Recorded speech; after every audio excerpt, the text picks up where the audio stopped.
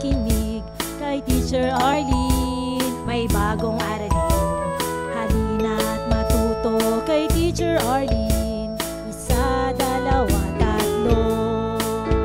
Tutulungan ko kayong magbasa at magsulat, mag-drawing, magkulay, matuto din sa math. Halina't pakinggan mga kwento ko sa inyo,